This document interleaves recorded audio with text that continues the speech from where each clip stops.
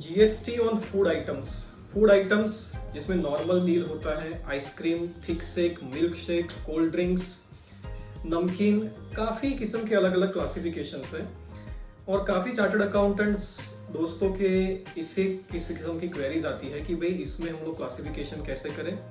अलग अलग किस्म के परम्यूटेशंस कॉम्बिनेशंस बनते हैं इसमें, जिससे जीएसटी क्लासिफिकेशन शुरू से ही कॉम्प्लिकेटेड रहा है।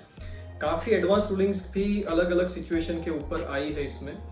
तो आज एकदम इजी लैंग्वेज में, बिना किसी सेक्शन को या किसी चीज़ को कोट किए, बिना किसी रूलिंग का साइटेशन दिए, इसको इजी लैंग्वेज में समझने की कोशिश करेंगे कि अलग अलग सिचुएशन में किस तरीके से इसके ऊपर जीएसटी लगेगा।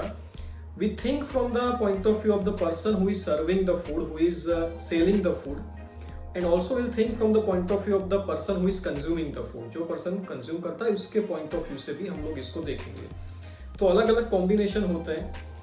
शुरू में ऐसा होता है कि मान लीजिए कि भाई I am going to restaurant में मैं जाता हूँ और रेस्टोरेंट में बैठ के उसके एम्बियंस को एंजॉय करके अपना खाना कंज्यूम करता हूँ। तो ये चीज़ हुई।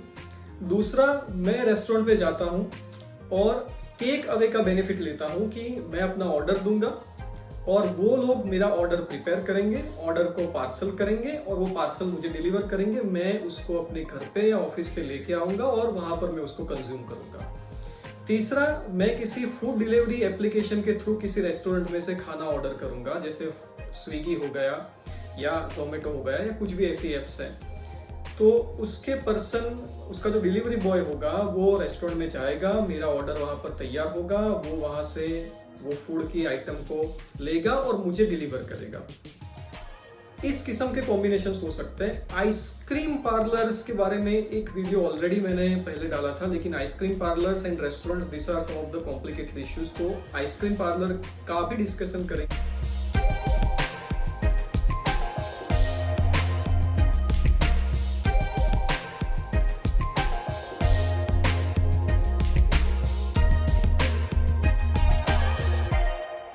तो सबसे पहली सिचुएशन ये है कि मैं जाता हूँ रेस्टोरेंट में, मैं ऑर्डर देता हूँ, रेस्टोरेंट में वो मेरा खाना प्रिपेयर करेंगे, उसके बाद में मुझे सर्व करेंगे। मैं वहाँ पर बैठ के एयर कंडीशन में या बिना एयर कंडीशन के रेस्टोरेंट में भी बैठ के मैं वहाँ पर उस खाने को कंज्यूम करूंगा, बिल आएगा, मैं उसका बिल चुकाऊंगा।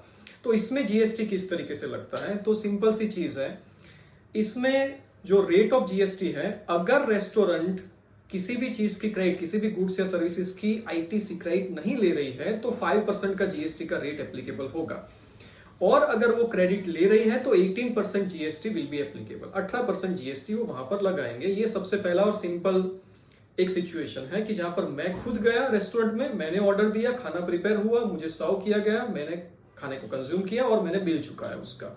दूसरी सिचुएशन ये आती है कि मैं रेस्टोरेंट में जाता हूं और मैं वहां पर ऑर्डर देता हूं, खाना मेरे ऑर्डर के मुताबिक प्रिपेयर किया जाता है, and I am not consuming the food there. मैं उसको पैक करवाता हूं और वो पार्सल मुझे डिलीवर किया जाता है, जिसको मैं अपने घर पे या ऑफिस पे आके कंज्यूम करता हूं। इस पे जीएसटी कितना लगेगा?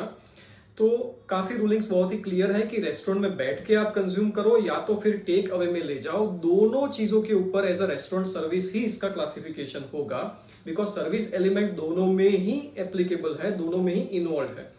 रेस्टोरेंट सर्विस में एक चीज हमको समझनी पड़ेगी कि जब भी फूड आइटम का सप्लाई होता है अलोंग विद सर्विस, इस कंपोजिट सप्लाई को हम लोग बोलते हैं सप्लाई ऑफ सर्विस ओनली। मतलब इसमें सर्विस ही मेन एलिमेंट हम लोग मानते हैं, और अगर सर्विस को ही मेन एलिमेंट यहां पर मानते हैं तो रेस्टोरेंट सर्विस पे जितना रेट लगता है वही रेट टेक अवे फूड में भी लगेगा। आप अपनी कार लेके आते हैं, वहां पर विंडो पे ऑर्डर देते हैं, विंडो में से वो आपको फूड डिलीवर कर देते हैं और आप अपनी कार लेके चले जाते हैं। तो जो रेट, मतलब 5% without GST and 18% with GST का जो रेट आप रेस्टोरेंट में बैठ के खाना कंज्यूम करते हैं, वही रेट टेक अवे में भी लगना चाहिए under GST. So this two situations are very clear. इसके बाद में कुछ क्वेश्चंस आते हैं about the ice cream parlours. Ice cream parlours में काफी सिचुएशन ऐसी होती है कि मैं रेस्टोरेंट में जाता हूं, along with my food I am also ordering some cold drink और आइसक्रीम। अब आइसक्रीम के ऊपर अलग से जीएसटी का रेट है, कोल्ड ड्रिंक के ऊपर अलग से जीएसटी का रेट है। तो अगर मैं रेस्टोरेंट में ही इसका ऑर्डर देता हूं और रेस्टोरेंट में बैठ के उसको कंज्यूम करता हूं, तो क्या रेस्टोरेंट सर्विस का 5% या 18% वाला रेट लगेगा, या तो फिर इसको सेल ऑफ कोल्ड ड्रिंक और सेल ऑफ आइसक्रीम माना जाएगा। तो ये सिचुएशन भी बहुत क्लियर है कि जब भी मेन सर्विस जो मेरी है वो रेस्टोरेंट की सर्विस है, तो रेस्टोरेंट में बैठ के मैंने जब ऑर्डर दिया है, along with my food I am also ordering ice cream और कोल्ड ड्रिंक, तो आइसक्रीम और कोल्ड ड्रिंक के ऊपर आइसक्रीम और कोल्ड ड्रिंक का रेट नहीं एप्लीकेबल होगा।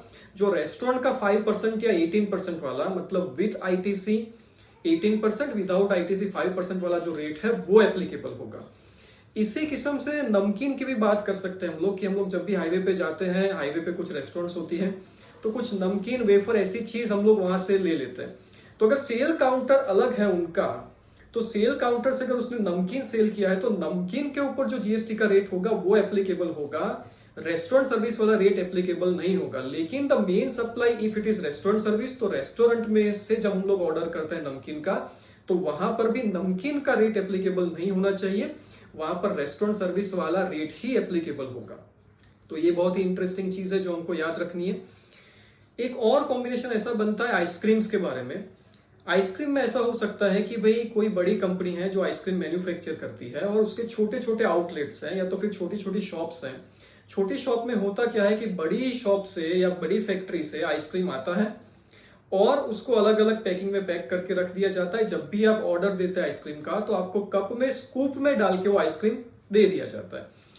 इस सिचुएशन में हम लोग बोलेंगे कि this is sale of ice cream. यहां पर कोई रेस्टोरेंट सर्विस इन्वॉल्व नहीं है, this is outright sale of ice cream. तो अगर आउटराइट सेल ऑफ आइसक्रीम है तो इसमें आइसक्रीम का जो जीएसटी का रेट है that will be applicable, restaurant service का रेट एप्लीकेबल नहीं होगा। लेकिन कुछ आइसक्रीम पार्लर्स ऐसे भी होते हैं कि जहां पर आइसक्रीम को वो लोग प्रिपेयर करते हैं, अपने अलग अलग नाम से उनको हम लोग पहचानते हैं, और जैसे ही आपने ऑर्डर दिया उन लोगों ने आइसक्रीम के अंदर कुछ टॉपिंग, कुछ सिरप, कुछ अलग अलग चीजें ऐड की और उसके पर्सन ने आपको वो सर्व किया। जहां पर आपके पास फैसिलिटी है कि वहां पर बैठ के इसको कंज्यूम करें या तो फिर कहीं और ले जाके आप इसको कंज्यूम कर सकते हैं। In this situation, we will not call it the outright sale of ice cream because the element of service is involved. So if the element of service is involved, according to many rulings, it will be considered as restaurant services.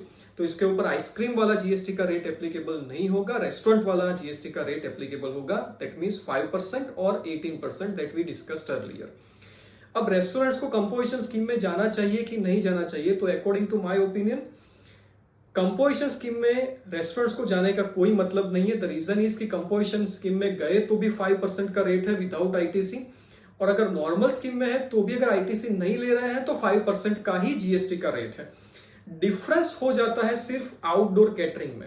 अगर मेरे पास इस किस्म की service है कि भाई मैं अपनी रेस्टोरेंट का खाना कहीं और सर्व करने के लिए ले जा रहा हूं, कोई बर्थडे पार्टी है, कोई वेडिंग है, वहां पर खाना सर्व करने की फैसिलिटी मैं देता हूं, तो उसको रेस्टोरेंट सर्विस नहीं, आउटडोर कैटरिंग माना जाएगा।